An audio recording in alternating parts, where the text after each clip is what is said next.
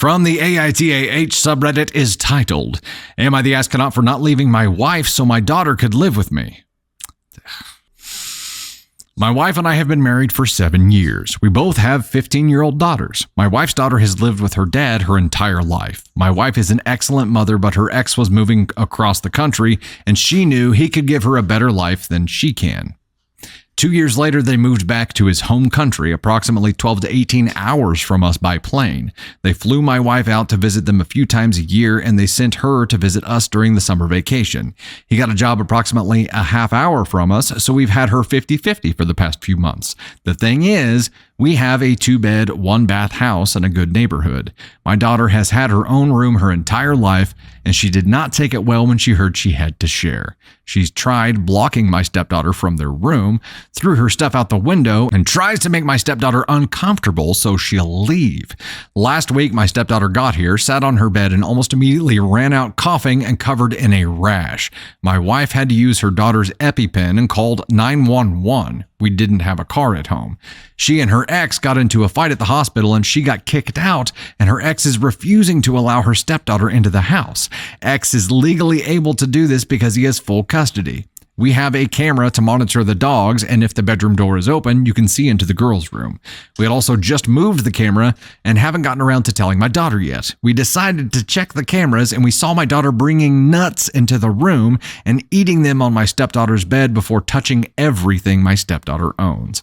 My stepdaughter is deathly allergic to nuts. Nuts are not allowed in the house, but you are allowed to eat them in the garage, and you have to scrub your hands before you come back in. My wife, understandably, was furious when she saw it.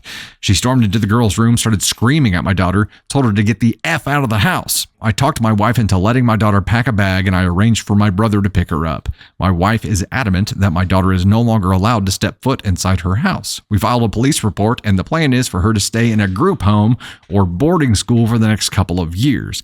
Now my family and my daughter's mom are pressuring me to leave my wife so I don't have to send my daughter away, but I'm refusing to leave, and I agree with my daughter's punishment because she nearly killed a person and caused my wife to lose her daughter.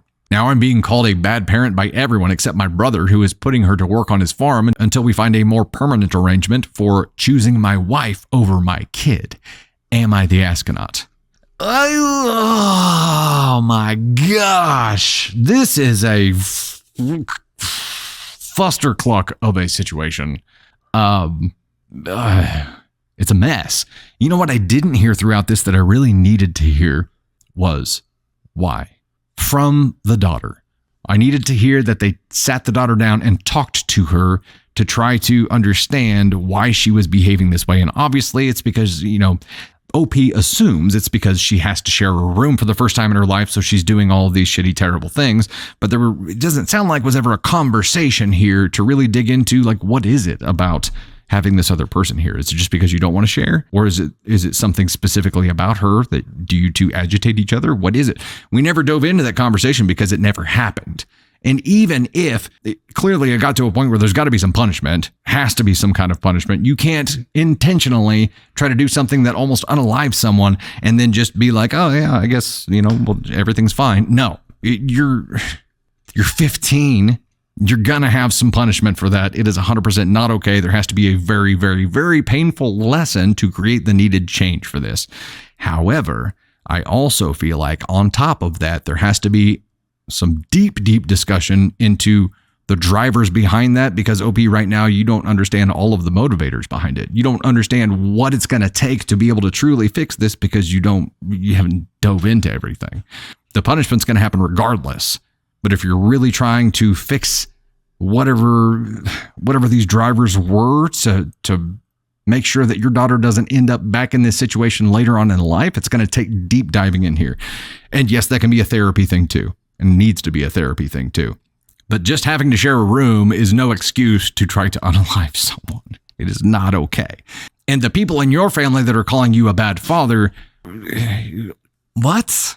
So the behavior is okay. It's okay to just do this and intentionally try to, at minimum, hospitalize someone, if not unalive them, because you didn't want to share a freaking room. It's got to be more than that. It has to. Please tell me it's more than that. Otherwise, you're just an evil human being. And you would like, as a parent, to think that your kid's not an evil human being. So please tell me there's a good excuse for this. Please. And that's the conversation that I didn't hear happen. And I'm like, there's got to be more of a dive in there. There has to be. The whole situation is messy for everybody involved. But the family members who are chiming in just based on their version or their perception of whatever the hell is happening here can shut the hell up and go away, because they're not helping anything.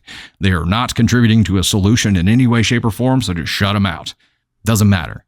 Your brother is helping by putting her to work until you find some kind of more permanent thing, but there has to be, until you know what the real root of the problems are, you're not going to be able to really point a solution or put a solution in place, because you don't know how bad the problem is you're trying to solve. That's my point. It sucks. It's rough. Leaving his wife isn't going to solve anything. Well, she's not going to have to share a room anymore. Well, guess what? Whatever program she gets put into, she's probably going to end up having to share a room with somebody. And that would be a good monitored solution to figure out how she handles that. And if somebody's capable of doing this, there's some evil. There's some evil there. There's got to be some great care and a very in-depth solution taken seriously here. Am I the astronaut for not leaving my wife so my daughter could live with me? No, you're not the astronaut for that. However, so on that very specific question, no, you're not the astronaut for that. But I feel like there's a lot that needs to be done on all fronts here. And yes, I agree, this isn't everyone sucks here, because to some degree, everybody sucks in this situation. There's got to be a lot more care taken to go through this and figure out what the real problem is. But this is just a mess.